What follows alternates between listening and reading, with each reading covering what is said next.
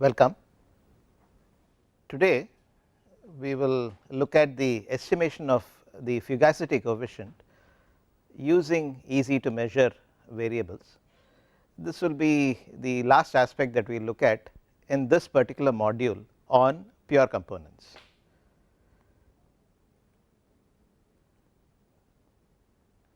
We have already seen what a fugacity coefficient is. While going through this, we will again take a look at what it is and refresh ourselves, refresh our memories with what the fugacity coefficient is.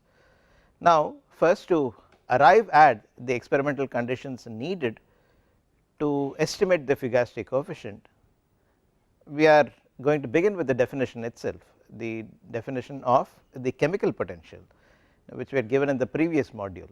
If you remember, this was equation 216. We will mention this once again. Dou Gt dou Ni at constant Tp and all other j's different from I, all other nj's different from Ni. This was defined as the chemical potential when we first introduced, or when we first strengthened the idea of the chemical potential. This was equation 216 way back in the previous module. Again, to emphasize, this was only one of the ways that we used to introduce the concept of chemical potential in the way we had organized our material.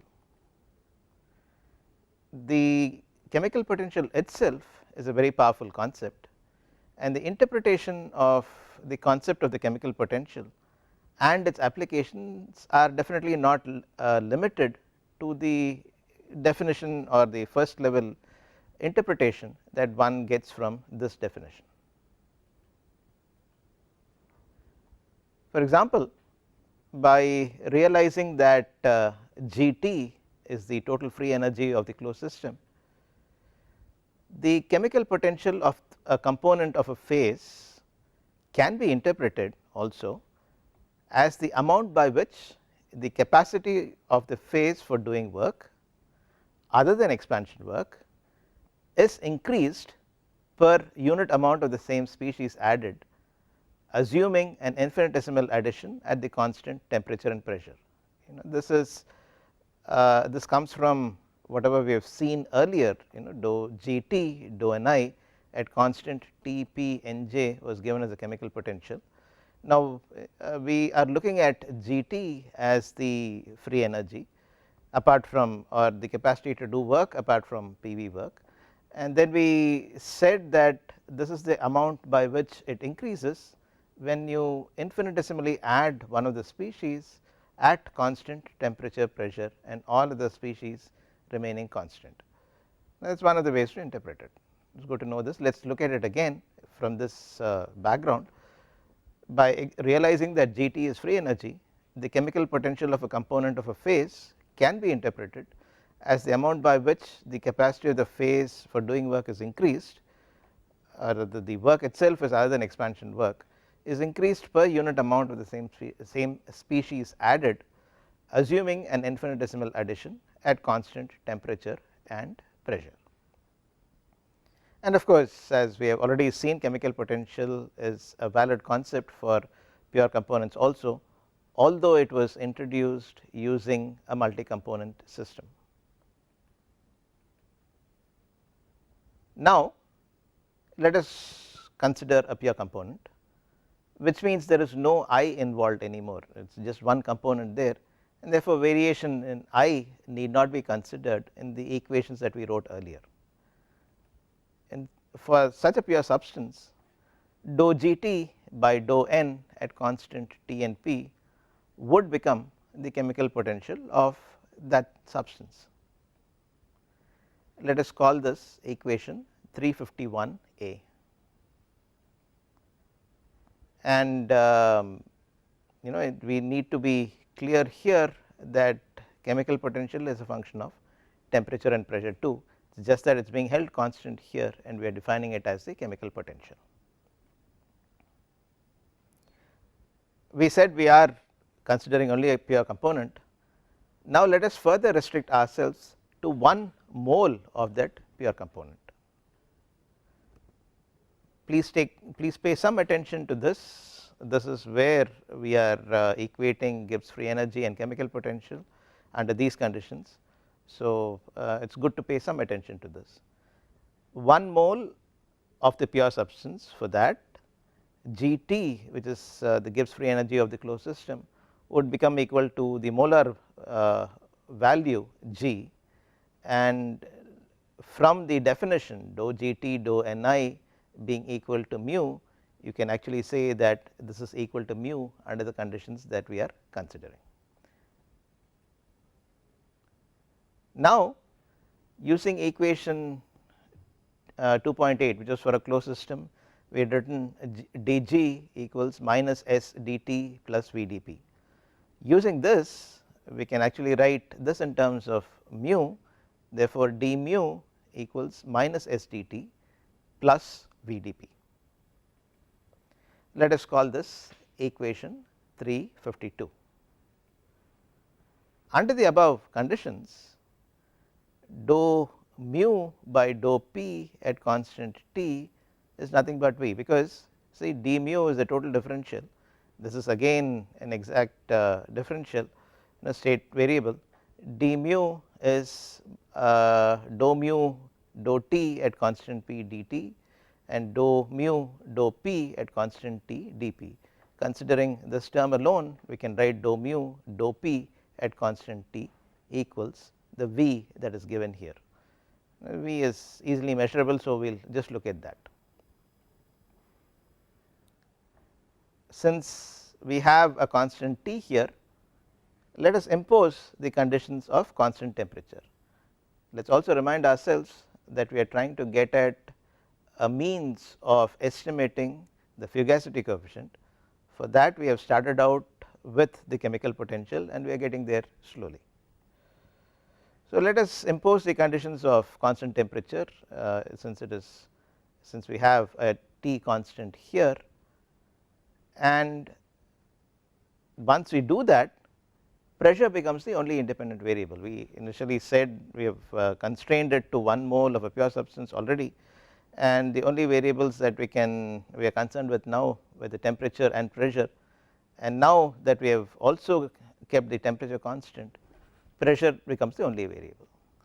If you have a single variable system, you do not have to look at partial derivatives anymore. They all become total derivatives, because the variation is only with respect to one variable, and therefore, the partial derivatives can be replaced by the total derivative. Therefore, we can write d mu dp equals v, and therefore, d mu equals v dp. Equation 353.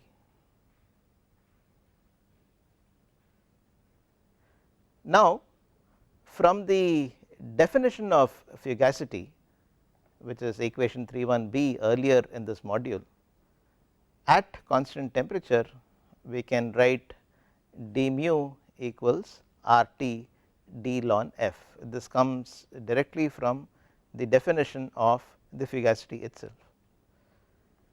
This is equation 354.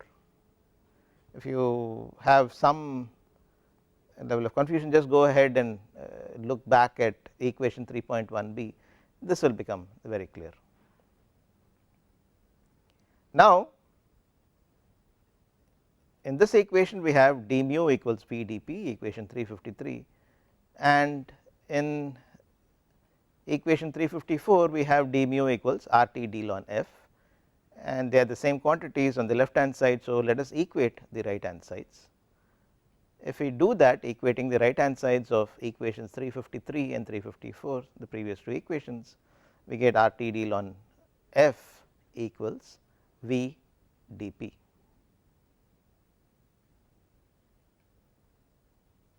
Now, let us do some manipulations. Note that we are getting to the fugacity coefficient. So, we will have to arrive at that in some way, and to do that, let us subtract RT d ln p, RT d ln p from both sides of the above equation. The thinking is something like this. We know that fugacity coefficient is f by p. So, somehow we need to get that into this kind of an expression. So, if we subtract RT d ln p from both sides of the above equation, we can write this as RT d ln f minus RT d ln p. The ln of a minus ln of b is ln of a by b, and therefore, we can write this as RT d ln f by p, and the right hand side of course is V dp minus RT d ln p. Now, d ln p is nothing but 1 by p dp, and therefore, V dp minus RT, which is already here, by p dp, which can, if you take dp out common, we can write V minus RT by p dp. Therefore, d ln f by p equals V by RT minus 1 by p dp. The need for writing it this way will become very clear. We are trying to bring it in terms of the compressibility factor. We know that PV by RT is the compressibility factor.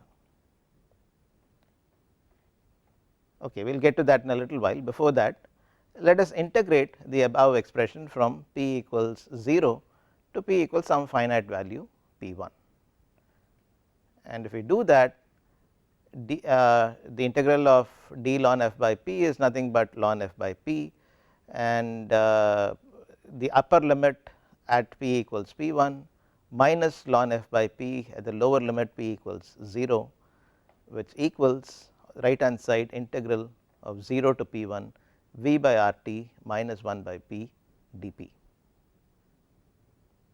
Now, let us recall the definition of the Fugacity itself.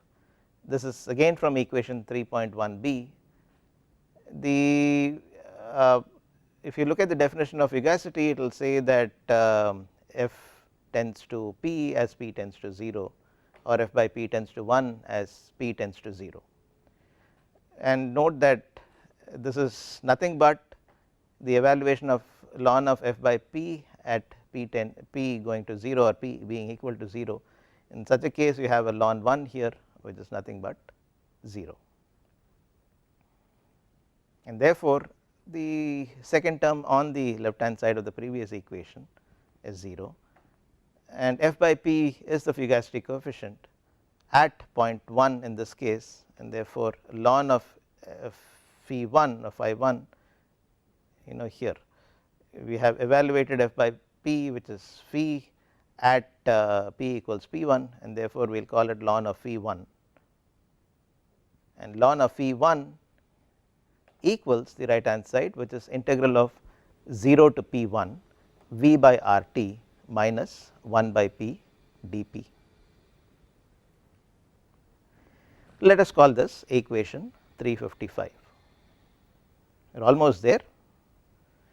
In terms of the compressibility factor, because we have so many methods for compressibility factor, now let us try to express this also in terms of the compressibility factor.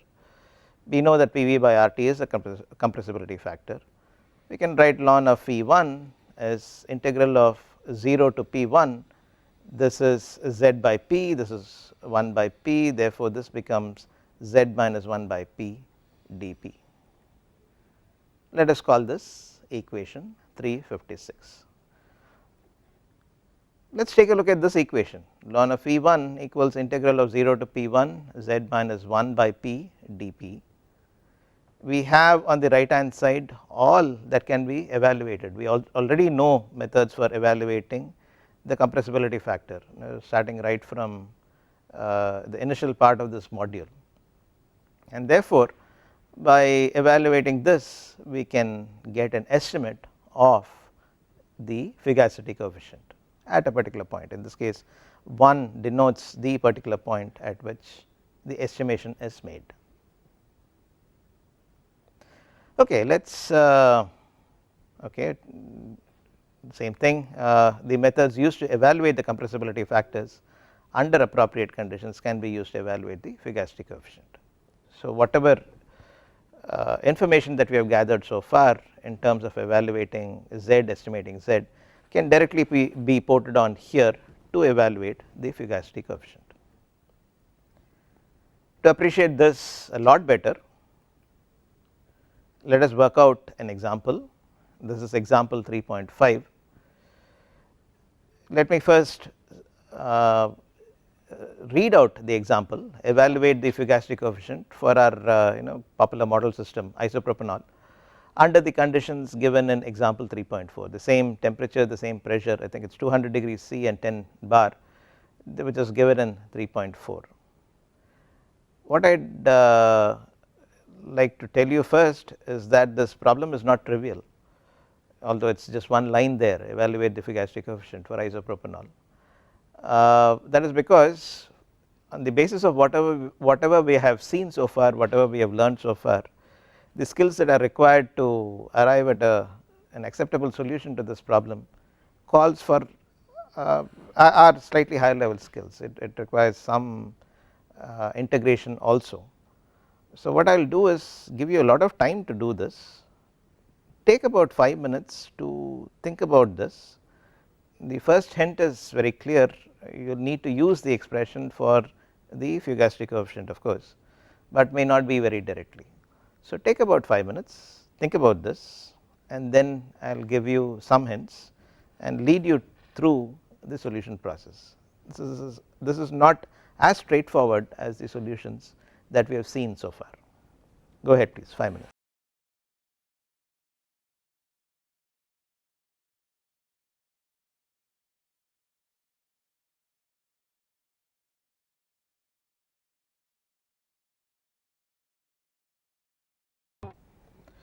Okay, now that you have taken the time to think through this, you would have connected some expressions for the Fugacity coefficient, the one that we just saw, ln of phi1 equals 0 to p1 z minus 1 by p dp and so on. Maybe we will have to use that, but I already warned you not very directly. So let me start giving you some hints.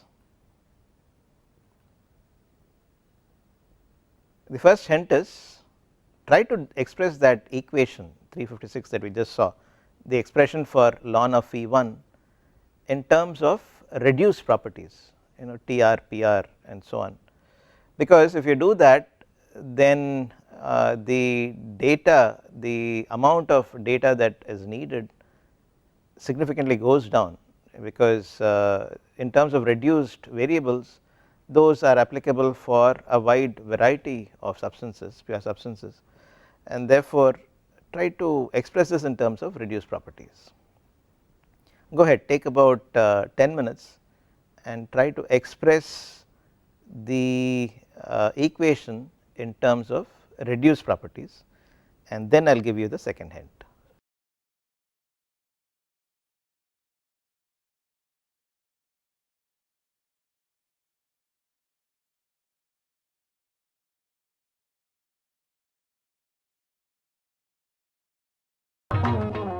Probably you are ready for the second hint now. We will see the solution when we work out the complete details, but let me give you a hint so that you can start thinking in that direction and pick up such skills which require thinking in one angle and thinking in another angle, putting them together for the purpose at hand. The hint is something like this: we have tables for reduced properties in the appendices. Express the equation for the Fugacity coefficient in terms of those reduced properties. This is a very big hint. Okay, so go ahead, 10 minutes, and see how you can express the equation for the Fugacity coefficient, which has already been converted to a reduced property form, in terms of these reduced properties, the values of which are available in the appendices. Let me probably give you a third hint now, it might help you. Those reduced properties are SR0 by R, SR1 by R, HR0 by RTC, HR1 by RTC. We have already seen that these are available in the tables of your appendix. So take about 15 minutes and link this up in terms of the expression for the Fugacity coefficient in terms of these reduced properties to these reduced properties. Take 15 minutes to do it. Go ahead.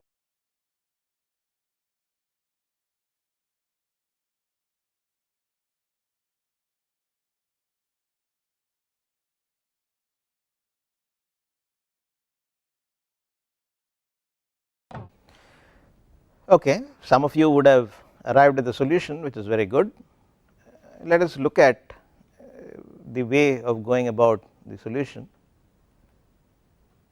We have already seen from equation 356, the first step was to express this in terms of reduced properties. We already know that ln of phi1 is an integral from 0 to p1 z minus 1 by p dp, this we already know. Now the way to express this in terms of reduced properties is to replace these actual variables in terms of the reduced variables. We know that p is pcpr and dp, as we have already seen, is pc, which is a constant, times dpr. Yeah, okay, I have written down the steps here, pcpr and d of pcpr, and the pc, when it comes out common here, it will get cancelled with this. And now since pc is a constant and the variable of integration is pr, the limit of integration should also be in terms of pr. This that makes sense because you have this in terms of dpr. If we do that, it goes from 0 to pr1, ln of phi1 becomes integral of 0 to pr1 z minus 1 by pr dpr. It's quite straightforward and no major complications in converting this expression from the actual quantities to reduced variables. Now by transposing equation 349 below, think of the second hint that was given, try to express it in terms of the other reduced properties SR and HR and so on.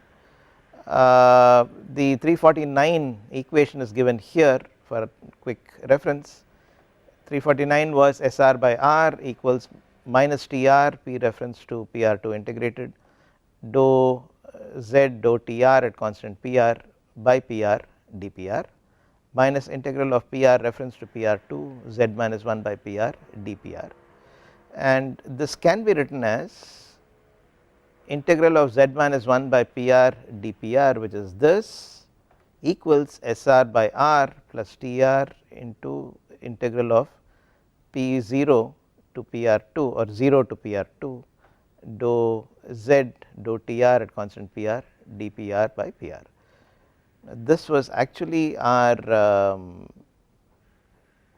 Fugacity coefficient expression that we had gotten earlier for in terms of our reduced quantities. So we have this in terms of SR and something else here. Now if we can take care of this, then we have a means of calculating our Fugacity coefficient. Now what is this? To get at this, let us look at 348, which has again been given here for convenience. If you recall 348, you can go back and take a look at that. That will be HR by RTC equals minus TR squared integral P reference PR reference to PR2 dou Z dou TR at constant PR into 1 by PR dPR.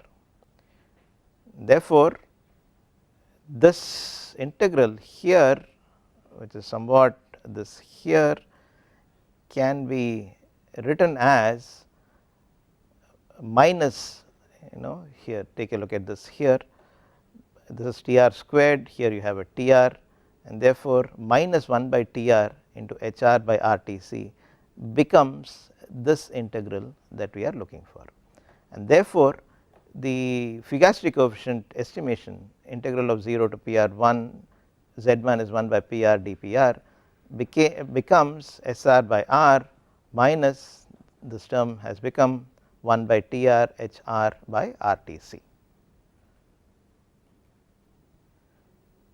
Now the RHS can be written as, this is where the link between what is available to us, we have values available in terms of SR0, SR1, HR0, HR1. Therefore we need to relate whatever we have in terms of SR and HR to these. That was here, you have your SR by R minus 1 by TR HR by RTC. We link it up to whatever is available, we can write that as SR 0 by R plus omega times SR1 by R, is nothing but SR by R minus 1 by TR HR 0 by RTC plus omega times HR1 by RTC. the one within this flower bracket is nothing but HR by RTC. Now we can take these values from the tables available in the appendix. These are appendices or tables E5, E6, E9 and E10 of appendix E from your textbook Smith, Van Ness and Abbott. This is pretty much similar to what we did in example 3.4, and substituting these values we get SR 0 by R was 0.179 and so on, omega is 0.665, SR 1 by R was minus 0.254, we have already seen this in the previous example, and 1 by TR minus 1 by TR is minus 1 by 0.931. This term HR 0 by RTC was minus 0.246 plus omega times HR 1 by RTC minus 0.265. This turns out to be 0.1053. What was on the left hand side was ln of phi 1, and therefore phi 1, which is the Fugacity coefficient at 1, is the exponential of 0.1053, which turns out to be 1.111. So we have kind of integrated whatever we knew in terms of whatever was available and got an estimate of the Fugacity coefficient. If you want, you can go through the solution again to see the various ways in which we went about doing it. Next module. See you then.